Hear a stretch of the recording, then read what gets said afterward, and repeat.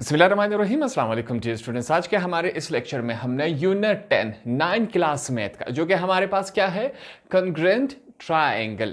यहाँ पर हमने यूनिट 10 के थ्योरम्स पर जाने से पहले कुछ चीज़ें यहाँ पर हम पहले से समझ लेते हैं ताकि जब हम थ्योरम्स की तरफ जाए हमें ये तमाम चीज़ें पहले से पता होगी और हमारे लिए थ्योरम सॉल्व करना काफ़ी आसान रहेगा। तो ये काफ़ी मज़ेदार टॉपिक होने वाला है, हमारे पास काफ़ी मज़ेदार लेक्चर होगा। हम इसमें नई नई चीज़ें सीखेंगे आसान अल्फाज में। सबसे पहले हमारे पास यूनिट 10 के तमाम थ्योरम्स में एक वर्ड इस्तेमाल होगा, वो हमारे पास क्या है, कॉरस्पॉन्डेंस। अब इस लफ्ज को समझ लेते हैं, कॉरस्पॉन्डेंस क्या होता है। जब हम किसी दो चीजों का, ये हमारे पास फॉर एग्जांपल दो पेन है, मार्कर है, इन दोनों का जब हम कंपैरिजन करवाए, ये दोनों क्या है, आमने सामने है, इन दोनों का हम कंपैरिजन करवाए, मवाजना करवाए, तो इनके लिए लफ्ज क्या इस्तेमाल होता है, कॉरस्पॉन्डेंस इस्तेमाल होता है। ठीक है, ये बात आपको याद रखनी है। किसके लिए इस्तेमाल हो रहा है, कंपैरिजन के लिए इस्तेमाल हो रहा है। यहां पर स्पेलिंग आप चेक कर लीजिए, ठीक है, खुद ही कंपैरिजन। अगला हमारे पास एक दूसरा लफ्ज है, वो क्या है, कंकरेंसी। कंकरेंसी या कंकरेंट, जो कि हमारे पास इस यूनिट का नाम भी है। ट्रायंगल तो हम तमाम लोग जानते हैं, ट्रायंगल हमारे पास इस शेप में आता है, इसे हम क्या कहते हैं, ट्रायंगल कहते हैं, जिसके 3 साइड्स होते हैं। यहां पर लफ्ज क्या है, कंकरेंट या हमारे पास कंकरेंसी। ये क्या है, इसको आसान अल्फाज में समझ लेते हैं। देखिए, मैथमेटिक्स में, नंबर्स में, जब कोई दो चीजें आपस में बराबर आ जाए तो उसके लिए हम कौन सा निशान इस्तेमाल करते हैं, इज इक्वल टू। जैसे कि यहां पर 5 इज इक्वल टू 5, तो हम दो चीजें जब बराबर आ जाए उनके लिए हम क्या साइन इस्तेमाल करते हैं, इज इक्वल टू का साइन इस्तेमाल करते हैं। अब यहां पर हमारे पास ये क्या है, हम जियोमेट्री पढ़ रहे हैं। जियोमेट्री में अगर दो चीजें आपस में बराबर आ जाए, क्या हो, यहां पर लफ्ज क्या लिख रहा हूं, इक्वल। दो चीजें आपस में इक्वल आ जाए तो उसके लिए क्या लफ्ज इस्तेमाल करेंगे, कंकरेंसी या कंकरेंट इस्तेमाल करेंगे। अब इसको निशान क्या है, इज इक्वल टू लगा देंगे, इसके ऊपर यू निशान लगा देंगे। अगर हम कंकरेंसी की जगह, इस लफ्ज की जगह ये निशान लिख दे तो इसका मतलब क्या होगा, इक्वल ही होगा। इसका सिंबल हमारे पास ये होगा। दो लफ्ज आपको क्लियर हो गए, आगे चलते हैं। अब सीखते हैं थोड़ा सा इसको प्रैक्टिकली। अब ये लाइन है, फॉर एग्जांपल ये लाइन मैं कहता हूं हमारे पास क्या है, 6 सेंटीमीटर। ठीक है, ये लाइन भी क्या है हमारे पास, 6 सेंटीमीटर। अब ये दोनों लाइंस क्या है, करस्पॉन्डेंस है, इन दोनों का हम कंपैरिजन करवा रहे हैं, ये दोनों आमने सामने हैं। अब ये भी हमारे पास 6 सेंटीमीटर है, ये भी 6 सेंटीमीटर है, तो ये दोनों लाइंस क्या हुए, कंकरेंसी हुए, कंकरेंट हुए। इसके लिए हम कौन सा निशान इस्तेमाल करते हैं, इज इक्वल टू के ऊपर इस तरह का निशान लगा देते हैं। सर्कल की तरफ आते हैं, हमारे पास क्या है, दो सर्कल्स हैं। अब सर्कल के सेंटर से, अगर सर्कल के सेंटर से इस तरह सर्कल के एंड तक हम लाइन लगा लें, इस पूरे डिस्टेंस को हम क्या कहते हैं, रेडियस कहते हैं। क्या कहते हैं हम, रेडियस कहते हैं। इसको हमने नापा, ये हमारे पास क्या आया, 3 सेंटीमीटर एग्जाम्पल के तौर पर। सेम इसी तरह यहां पर दूसरे सर्कल में, सर्कल के सेंटर से हमने सर्कल के एंड तक लाइन लगाई, जिसे हम क्या कहते हैं, रेडियस कहते हैं। ये हमने नापा, हमारे पास क्या आया, 3 सेंटीमीटर है। दोनों का रेडियस क्या है, 3 सेंटीमीटर है। मतलब क्या हुआ, ये दोनों आपस में जब हमने इनका कॉरस्पॉन्डेंस करवाया, कंपैरिजन करवाया, तो ये दोनों सर्कल का रेडियस या दोनों सर्कल आपस में क्या हुए, कंकरेंट हुए। कंकरेंट मतलब क्या है, बराबर आए, ये निशान हम लगा देंगे। यहां तक बातें क्लियर हो गई। अब ट्रायंगल में जिस तरह हमारे पास थ्योरम्स आएंगे, थ्योरम्स में हमने दो ट्रायंगल को कंकरेंट शो करना होगा, दो ट्रायंगल को हमने इक्वल शो करना होगा, बराबर शो करना होगा। मगर कैसे, करस्पॉन्डेंस से, आमने सामने ट्रायंगल्स होने चाहिए। इसको सीख लेते हैं आसान अल्फाज में। फॉर एग्जांपल हमारे पास ये एक ट्रायंगल है, ये ट्रायंगल को हम नाम देंगे तीनों कोनों को ए बी सी, ये हमने नाम दिया। दूसरे ट्रायंगल को सेम इसी तरह अल्फाबेटिकल चलते जाएंगे, डी ई एफ, आप कोई भी नाम दे सकते हैं, इससे कोई फर्क नहीं पड़ता। ये बातें क्लियर हो गई। अब हमारे पास देखिए, ट्रायंगल इस ट्राइंगल के हमारे पास कितने साइड्स है? 3 साइड्स है। एक साइड, ये देखें, ये एक साइड, ये दूसरा साइड, ये दूसरा साइड, ये तीसरा साइड, ये तीसरा साइड हो गया। ठीक है, अब एक ट्राइंगल में हमारे पास क्या होते हैं? 3 साइड्स होते हैं। पहली बात आपने सीख ली। इसी ट्राइंगल में हमारे पास पहला एंगल, दूसरा एंगल, तीसरा एंगल। तो हमारे पास एक ट्राइंगल में टोटल कितने कंपोनेंट्स होते हैं? 6 कंपोनेंट्स होते हैं। कौन से 6 होते हैं? 3 साइड्स होते हैं और 3 एंगल्स होते हैं हमारे पास एक ट्राइंगल में। कितने कंपोनेंट्स हुए एक ट्राइंगल में? टोटल 6। सेम इसी तरह पहला साइड, दूसरा साइड, तीसरा साइड। अब एंगल की बात करेंगे। पहला एंगल, दूसरा एंगल, तीसरा एंगल। दूसरे ट्राइंगल में भी हमारे पास 1 2 3 साइड्स हुए, 1 2 3 और 3 हमारे पास एंगल्स हुए। ये बातें क्लियर हो गई। अब हम चेक करेंगे क्या ये दोनों ट्राइंगल कंगरेंट है आपस में, इन दोनों के बीच में कंगरेंसी है, ये दोनों आपस में बराबर है कि नहीं। इन दोनों का हम करस्पॉन्डेंस करवाएंगे, कंपैरिजन करवाएंगे। यहां पर देखें कैसे करवाते हैं कंपैरिजन हम। सबसे पहले इसका तरीका लिख लेते हैं। हमारे पास क्या है? एम से क्या है? मेजरमेंट। यहां से लेकर यहां तक हमने क्या किया? मेजर किया। इसको हम क्या कहते हैं? मेजरमेंट कहते हैं। अब ए से लेकर बी तक क्या लिखा? ए से लेकर बी तक ये क्या है? एक लाइन है। तो इसको हम इस तरह लिखेंगे कि ए से मेजरमेंट, ए से लेकर बी तक एक लाइन है। इसके ऊपर जब हमने लाइन लगाया, इसका मतलब क्या हो कि ए से लेकर बी तक एक लाइन है। वो हमारे पास क्या है? कंगरेंट है। कंगरेंट मतलब इक्वल है। किसकी इक्वल है? डी से लेकर ई। अब ये जो लाइन है वो बराबर है। ये दोनों लाइंस क्या है? आपस में सेम है, कंगरेंट है। तो यहां पर हम क्या लिखेंगे? मेजरमेंट डी से लेकर ई तक क्या है? एक लाइन है। ये दोनों लाइंस आपस में क्या है? बराबर हैं। आगे चलते हैं। दूसरा ये लाइन चेक करेंगे बी से लेकर सी तक। तो इसको कैसे लिखेंगे? Measurement B C. इसके ऊपर लाइन लगा देंगे। क्या मतलब? बी से लेकर सी तक जो लाइन है वो बराबर है। किसके बराबर है? ई से लेकर एफ तक जो लाइन है। कैसे लिखेंगे? Measurement E is equal to F. ये हमने लिख दिया। आगे चलते हैं। C से लेकर A तक ये जो लाइन है वो किसके बराबर है? इस लाइन की। ये लाइन और ये लाइन दोनों एक ही जैसे हैं। अगर हम इनकी पैमाइश करेंगे तो हम क्या लिखेंगे? मेजरमेंट सी ए, इसके ऊपर लाइन लगा देंगे। कंगरेंट है। किसके कंगरेंट है? मेजरमेंट F से लेकर D तक। तो यहां पर लिखेंगे F से लेकर D तक। तो हमने क्या किए? टोटल कितने कंपोनेंट्स होते हैं हमारे पास? हमने सीखा था टोटल हमारे पास 6 कंपोनेंट्स होते हैं। 3 कंपोनेंट्स हमारे पास हमने क्या कर लिए? इनको कंगरेंट शो कर दिया। 3 कंपोनेंट्स कौन से हुए? ये साइड, ये साइड और ये साइड। ठीक है, ये साइड, ये साइड और ये साइड यहां पर हमने लिख लिए। तो टोटल हमारे पास 3 साइड्स होते हैं और 3 एंगल्स। 3 साइड हमने कंगरेंट शो कर दिए। क्या रह गए? 3 एंगल्स अब हमने कंगरेंट इक्वल शो करने हैं। पहला, ये जो एंगल ए पे बना हुआ है ये बराबर है किसका? ये दोनों एंगल्स सेम है। ए वाला एंगल और डी वाला एंगल दोनों क्या है? सेम है। तो इसको हम कैसे लिखेंगे? इक्वल कैसे लिखेंगे? Measurement angle. ये निशान किसका है कि यहां पर एंगल बना हुआ है। 30 डिग्रीज, 40 डिग्रीज, 60 डिग्रीज, कुछ भी बना हुआ हो, डिग्री के लिए हम ये निशान इस्तेमाल करेंगे। कहां पर एंगल बना हुआ है? ए पर। ये बराबर है, इक्वल है, कंगरेंट का निशान लगाया। किसके बराबर है? Measurement angle. ये जो डी पर है ये दोनों एंगल्स क्या है? सेम है। ये बात होगी। अगला चेक करते हैं। बी पर जो हमारे पास एंगल बना हुआ है, ई पर भी सेम उसी तरह का एंगल है। तो इसको हम कैसे लिखेंगे? मेजरमेंट एंगल बी कंगरेंट है मेजरमेंट एंगल किसके? ई के। ये हमने लिख लिया। लास्ट में हमारे पास कौन सा है? ये वाला एंगल, सी वाला एंगल अगर हम चेक करें और एफ वाला, दोनों क्या है? सेम है, इक्वल है, बराबर है।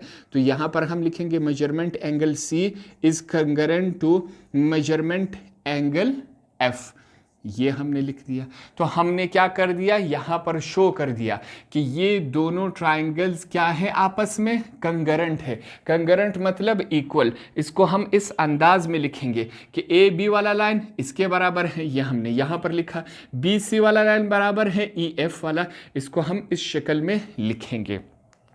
यहां पर हमने क्या किया, ये हमारे पास क्या हुए, 3 साइड्स हुए, और ये हमारे पास क्या है, 3 एंगल्स। यहां पर देखिए 3 साइड्स और ये क्या हुआ, 3 एंगल्स। ये चीजें आपको याद नहीं करनी, सिर्फ समझनी है कि यहां पर थ्योरम्स में हम क्या क्या करने जा रहे हैं, कौन सा लफ्ज किस चीज के लिए इस्तेमाल हो रहा है, ये सिर्फ आपने समझना है।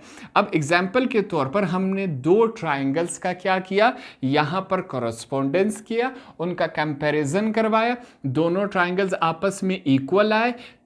ज्योमेट्री में हम इक्वल के लिए कौन सा लफ्ज इस्तेमाल करते हैं, कंकरेंसी, और यहां पर हमने शो भी करके दिखाया कि ये दोनों ट्राइंगल किस तरह बराबर आ रहे हैं। ये बातें आपने सीख ली। अब हमारे पास क्या है, कंकरेंसी ऑफ ट्राइंगल, इसका हम डेफिनेशन सीख लेते हैं। याद नहीं करना, आपने सिर्फ समझना है। क्या लिखा हुआ है, बाय करस्पॉन्डेंस, वही लफ्ज इस्तेमाल हो रहा है जो हमने सीखा था। By correspondence of 2 triangle we mean that all 3 sides and angles of 1 triangle are concurrent. हमने क्या किया, बाय करस्पॉन्डेंस 2 ट्राइंगल्स के कंपैरिजन में हमारा मतलब ये होता है कि ऑल 3 साइड्स, हमेशा इसके 3 साइड्स और 3 एंगल्स एक ट्राइंगल के, यहां तक ये बात लिखी हुई है, आर कंकरेंट, वो बराबर होते हैं, इक्वल होते हैं, to all the 3 sides and angles of the other triangle, दूसरे ट्राइंगल के तमाम 3 साइडों के और तमाम 3 एंगल्स के बराबर होता है। ये कंकरेंसी का क्या है, हमारे पास डेफिनेशन है। डेफिनेशन से पहले यहां पर हमने प्रैक्टिकली सीख लिया कि कंकरेंसी ऑफ ट्राइंगल क्या होता है, किस तरह 2 ट्राइंगल्स आपस में बराबर होते हैं, और हमने यहां पर शो करके भी दिखा दिया। तो इस वजह से ये ट्राइंगल हमारे लिए समझना आसान होगा। क्या लिखा हुआ है इस डेफिनेशन में कि कंकरेंसी का मतलब ये है कि एक ट्राइंगल के 3 साइड्स और 3 एंगल बराबर आते हैं। बराबर के लिए कौन सा लफ्ज है, कंकरेंट होते हैं।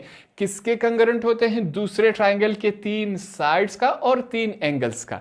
यह बात यहां पर लिखी गई है। तो हमने क्या सीखा था कि यहां पर एक ट्राइंगल के टोटल कितने कंपोनेंट्स होते हैं, 6, 3 साइड्स और 3 एंगल्स। अब यहां पर हमने 3 साइड्स और 3 एंगल बराबर लाने होते हैं, कंकरेंट लाने होते हैं दूसरे ट्राइंगल के 3 साइड्स और 3 एंगल के बराबर लाने होते हैं। अब जरूरी नहीं है कि यहां पर हम 6 के 6 कंपोनेंट्स यहां पर बराबर लाए, कंकरेंट लाए। हम क्या करेंगे, इन तमाम थ्योरम्स में हम कोई भी 3 कंपोनेंट्स क्या करेंगे, कंपोनेंट्स अगर हमारे पास इक्वल आ जाए तो हम क्या समझेंगे कि 2 ट्राइंगल्स आपस में क्या है, कंकरेंट है। यहां पर तो हमने 6 के 6 कंपोनेंट्स बराबर शो कर दिए, ठीक है, एग्जाम्पल के तौर पर। थ्योरम्स में जब हम जाएंगे, अगर कोई भी 3 कंपोनेंट्स हम कंकरेंट शो कर दे, इक्वल शो कर दे, तो हमारा वो थ्योरम क्या होगा, वो कंकरेंट ट्राइंगल हमारा तस्वुर होगा। अब कोई भी 3 कंपोनेंट्स कौन से हो सकते हैं, कोई भी 2 साइड्स, ठीक है, या और एक एंगल। अगर हमारे पास बराबर आ जाए 2 ट्राइंगल्स का, तो हम क्या समझेंगे कि वो आपस में क्या है, कंकरेंट है। दूसरा कंडीशन क्या है, या कोई 2 एंगल्स हमारे पास और एक साइड अगर बराबर आ जाए, तो हम क्या करेंगे, उन 2 ट्राइंगल को कंकरेंट तस्वर करेंगे। ठीक है, हमारे लिए काम आसान हो गया। यहां पर हम 6 कंपोनेंट्स क्या कर रहे थे, कंकरेंट्स लाने की कोशिश किया हमने। यहां पर थ्योरम्स में जब हम जाएंगे तो हम कोई भी 3 कंपोनेंट्स, उसमें 2 साइड्स एक एंगल हो सकता है या 2 एंगल एक साइड, यही कंडीशन बन सकती है। अगर हम इक्वल ले आए तो हम क्या करेंगे, हम क्या समझेंगे कि ये दोनों ट्राइंगल जो है हमारे पास, वो क्या है, कंकरेंट है, इक्वल है, बराबर है। यहां तक आपको बातें आसानी से समझ आ गई। अगला लफ्ज जो हमारे पास इन थ्योरम में इस्तेमाल होगा वो क्या है, पास्टुलेट। इसको समझ लेते हैं कि पास्टुलेट क्या होता है। इसकी डेफिनेशन है, postulate is a fundamental agreement in mathematics, in geometry we shall make use of the following postulate.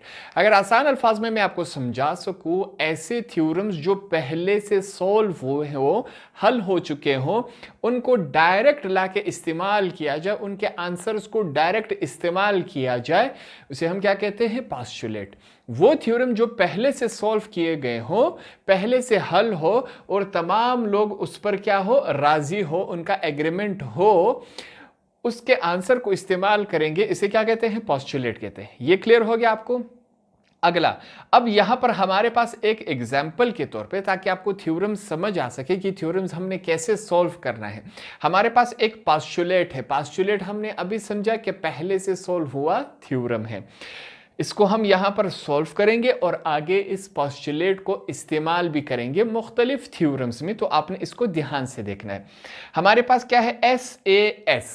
इससे पहले हमने सीखा था कि हमारे पास टोटल कितने कंपोनेंट्स होते हैं? 6 कंपोनेंट्स होते हैं। 6 में हमारे पास 3 साइड्स और 3 एंगल्स होते हैं। फिर हमने कहा था कि ज़रूरी नहीं कि हम 2 ट्राइंगल्स के टोटल 6 कंपोनेंट्स को इक्वल ले आए, बराबर ले। अगर हम 2 ट्राइंगल्स के कोई भी 3 कंपोनेंट्स बराबर ले आए, इक्वल ले आए, तो ये दोनों ट्राइंगल आपस में क्या होंगे? कंकरेंट होंगे, इक्वल होंगे। अब वो 3 कंपोनेंट्स 2 साइड्स या एक एंगल हो सकता है, या 2 एंगल एक साइड हो सकता है, कुछ भी हो सकता है, बराबर लाने हैं। एस से मुराद side, angle, side, side, angle, side. इसके ऊपर आप लिख ले ताकि आपसे भूल ना जाए। ये हमारे पास एक पोस्टुलेट। अब ये क्या कह रहा है? In the correspondence of 2 triangle, 2 triangle का हमने करस्पॉन्डेंस करवाना है, कंपैरिजन करवाना है, जो कि आमने सामने है। If 2 sides and the angle between them are congruent, अगर 2 साइड्स और एक एंगल, एंगल भी कहा है कि 2 साइड्स के बीच में जो एंगल बनेगा, ठीक है, अभी समझेंगे वहां पर, वो क्या हो रहा है? कंकरेंट आना चाहिए, बराबर आना चाहिए। किसके बराबर आना चाहिए? टू द करस्पॉन्डिंग, जिसका हम कंपैरिजन करवा रहे हैं, सामने वाले ट्राइंगल के 2 साइड्स, वहां पर भी 2 साइड्स एंड द एंगल, और एक angle of the other triangle.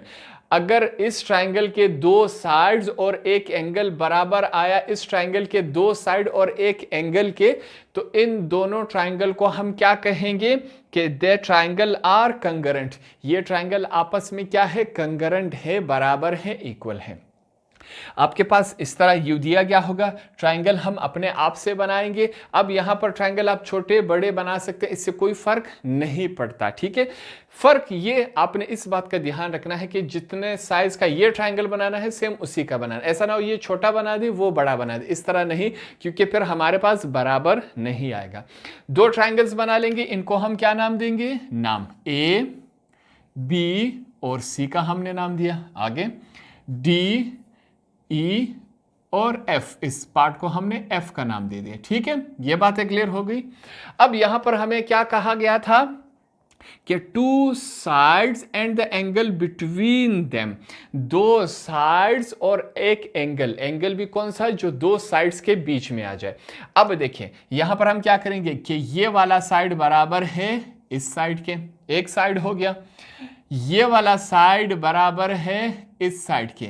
अब हमारे पास 2 साइड्स कंप्लीट हुए। हमने क्या कहा कि इस ट्राइंगल का ये वाला साइड बराबर है इस ट्राइंगल के ये वाले साइड के, इस ट्राइंगल का ये वाला साइड बराबर है हमारे पास इस ट्राइंगल के। अब एंगल क्या है? इन दोनों साइड्स के बीच में। तो एक साइड ये हो गया, एक साइड ये हो गया। हमारे पास एंगल कौन सा बनना चाहिए? एंगल हमारे पास ये बनेगा, यहां पर भी और यहां पर भी। इसकी लेंथ फॉर एग्जांपल 5 सेंटीमीटर है तो ये भी 5 सेंटीमीटर होगा। ये हमारे पास 5 सेंटीमीटर है तो ये भी 5 सेंटीमीटर। यहां पर जो एंगल बन रहा है हम कहते हैं कि वो 40 डिग्रीज का है। यहां पर भी एंगल क्या है? 40 डिग्रीज का है। तो हमने यहां पर अब शो करवाना है कि क्या वाकई ये दोनों ट्राइंगल्स आपस में कंकरेंट है, बराबर है, इक्वल है कि नहीं।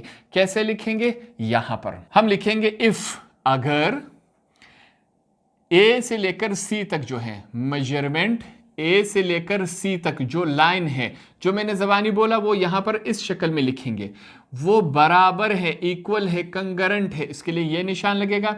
डी से लेकर एफ तक, पहले क्या लिखेंगे? पहले लिखेंगे मेजरमेंट, डी से लेकर एफ तक क्या है? लाइन है। ये लाइन किस चीज को शो कर रहा है? कि डी से लेकर एफ तक एक लाइन है। ये बराबर है कि नहीं? बिल्कुल है। अगला बी से लेकर सी तक जो है वो बराबर है ई से लेकर एफ तक। तो यहां पर हम लिखेंगे मेजरमेंट, बी से लेकर सी तक जो लाइन है वो बराबर है, कंकरेंट है किसके? मेजरमेंट ई से लेकर एफ तक, ई से लेकर एफ तक, ये हमारे पास हमने ये लिखा। अब लास्ट में क्या है, एंगल है। एंगल को हम किस तरह लिखते थे, मेजरमेंट एंगल सी वो बराबर है, कंकरेंट है किसके, एफ वाले के, तो हम लिखेंगे मेजरमेंट एंगल एफ। ठीक है, 3 कंपोनेंट्स हमने इन दोनों ट्रायंगल्स के क्या लिया है, इक्वल लिया है, कंकरेंट लिया है। तो हमने यही सीखा था कि किसी भी 2 ट्रायंगल के 3 कंपोनेंट्स अगर बराबर आ जाए, कंकरेंट आ जाए, तो इस ट्रायंगल को हम क्या कहेंगे कि ये कंकरेंट ट्रायंगल है, आपस में क्या है, बराबर है। 3 कंपोनेंट्स यहाँ पर, एक साइड, दूसरा साइड, तीसरा एंगल, 2 साइड और एक एंगल हमारे इन दोनों ट्रायंगल के बराबर आए, इन दोनों ट्रायंगल को हम क्या कहेंगे कि ये हमारे पास कंकरेंट है।